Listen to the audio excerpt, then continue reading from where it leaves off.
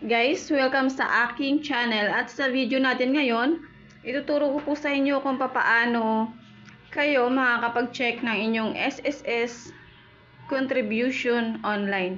Ayan guys, napakadali lang po nito. Sundan lang po natin. Magbukas lang po tayo ng browser.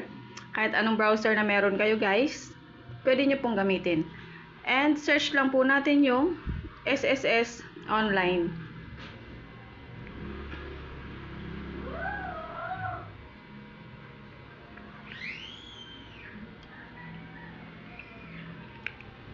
And then guys, makikita nyo sa lalabas sa baba, Social Security System.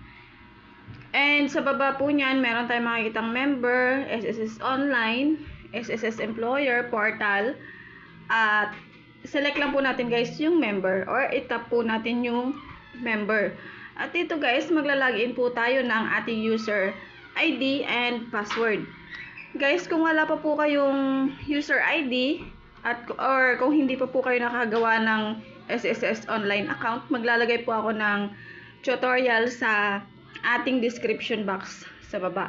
Okay guys, maglalagin lang po tayo gamit ang ating user ID and password.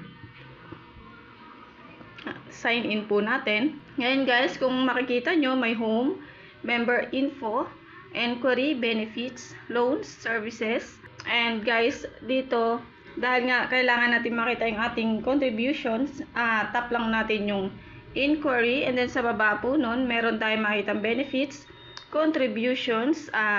Yan po ang itap natin para po makikita natin ang ating SSS contribution simula po nung una hanggang updated. Okay guys, ganyan lang po kadali kung paano natin i-check ang ating SSS contribution. At kung hindi pa po kayo nakapag-subscribe guys, please subscribe my channel. Thanks for watching.